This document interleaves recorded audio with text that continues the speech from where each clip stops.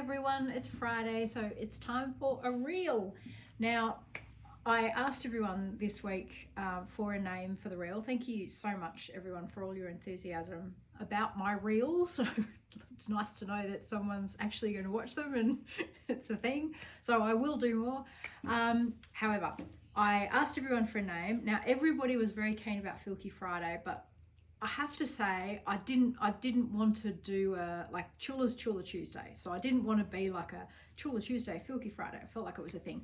But somebody came up with an absolutely brilliant idea that I loved, and that was Edel Mather. So Edel, you are the winner of the pattern, and I will be in contact with you about that. Her idea was Down the Rabbit Hole, and Down the Rabbit Hole is one of my Block of the Month quilts, one of my first Block of the Month quilts, and it's a quilt that just sort of keeps on keeping on. Damien likes to call it the quilt that wouldn't die, because everybody loves it so much, and we will get to it at some point in these reels. However, I kind of thought Down the Rabbit Hole was perfect because it was named after one of my popular patterns, but it's also kind of going down the rabbit hole with me every Friday.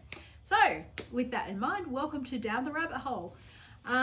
Before I get started about the quilt that's behind me, I did just want to show you where we're going with these reels, and they will deviate off now and then to do some other things, but essentially I'm going to work through all of my books. So you all know about Material Obsession because we talked about that last time. That was my first book. I've had a lot of people say over the last week, I have both your books. I've written 19 now, so there's more than 2. So I just wanted to show you the first few. This is Material Obsession 2, which again, there's a different cover of for the US market, which I will show when we get up to Material Obsession 2. My first solo book was Quilting from Little Things. This one is out of print now, but you can still get it at my website. I still have copies, and we obviously will work through those quilts. After that came Quilted with Love. You may well have this in your library as Hand Quilted with Love. It was republished twice. So this is the latest version, the one that's available out there now. Everything inside it is the same. They just like to redo the covers for reasons that completely escape me.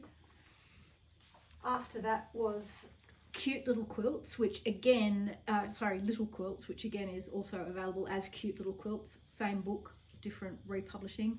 I wrote this one with my friend Amy, and it's still one of my favourite books because we did it together and we had so much fun. I can't wait to get to this one and tell you the whole story behind everything. After that, Old Quilt's New Life, which I think actually is my favourite book out of all of them, and you'll find out why when we get there. We're a little way away. And the most recent one with a publisher is this book, which is Stitch Your Story, which is all about using letters. There's 6 different alphabets in this book, and it's all about writing things and customising what you want to say on your own quilt. So all of those books are still available at my website except for Material Obsession 2. It's completely gone. Some of them are still available elsewhere, some of them aren't, but they're the books we're going to work through. And then after that, we'll get to my self-published books, which is all of the Block of the Month books and all of that sort of stuff. So we have a long way to go because we're only on number 2. So we're back to Material Obsession this week for our second ever reel and first Down the Rabbit Hole. And we're going to talk this week about the Burbs, which is behind me. So the Burbs is a quilt that I still teach. And when I made this quilt, I had seen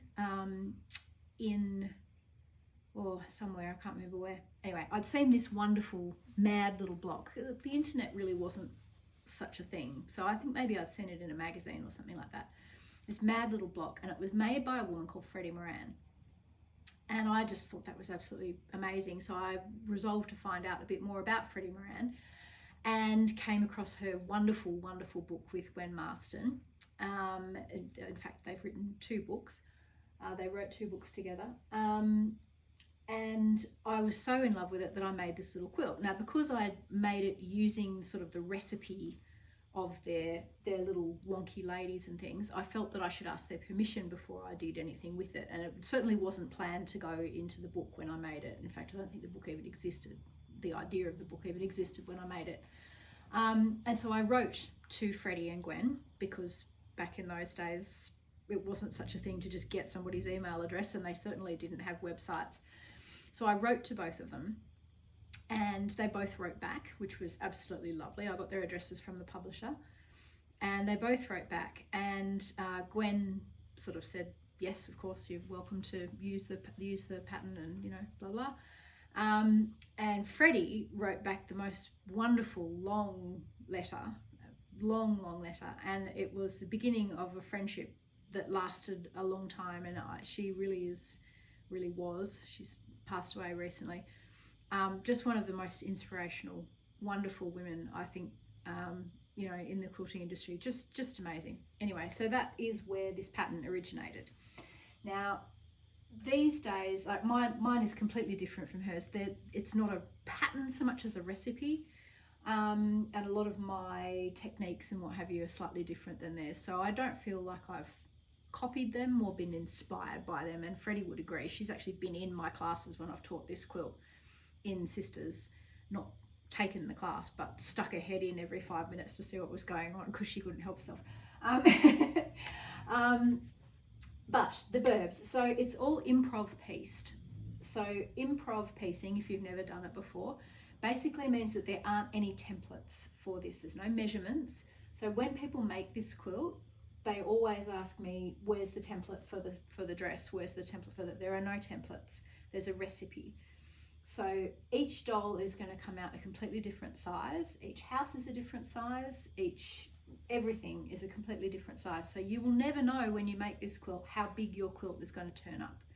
You just sort of keep making them until you feel like you've had enough of making them, or you've done enough, and then you sew them all together again. So the pattern for this quilt that's in Material Obsession and that I sell as a single pattern, which is available on the website as a PDF or a printed, just like with Dotty for Dresden, is fairly simple. It just tells you how to make the little ladies and how to make the little houses and how to put them all together again. It's a fairly simple pattern. It gives you a very small breakdown on how to do this kind of improv piecing. If you think you would like to improv piece properly and learn how to do all sorts of other things, because when I teach this as a class, we don't just make dolls and houses. We make dogs and trees and mountains, and in the past I've made avocados, I've made the Eiffel Tower. I can't even begin to think of all the things we've made. Lots of people we've done fences for a border around the outside of this.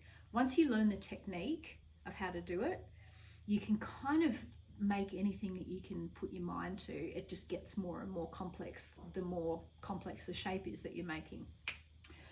So my online class, it's an on-demand class. It will teach you how to do this, but it will also teach you how to do all of those other things and some lettering and things like that as well, how to write with my improv lettering technique and a bunch of other stuff. So that's available on my website, improv lettering, what's it called, Damien? Improv Army. The Improv Army, that's what it's called. Oh yes, the Improv Army is what it's called, because it teaches you how to make all the army of all the people. And there's actually a quilt that has has Superman and Harry Potter and all sorts of stuff on it. However, this pattern, if you would like to just try this technique out, is available on the website. And it's my little ode to Freddie and Gwen, really. Their book, Collaborative Quilting, is still one of my favourite quilting books. One of those ones that I've had forever and a day. It's absolutely gorgeous, and it gives you all sorts of fabulous ideas and insights and looks into their wonderful mad studios and all of that sort of thing.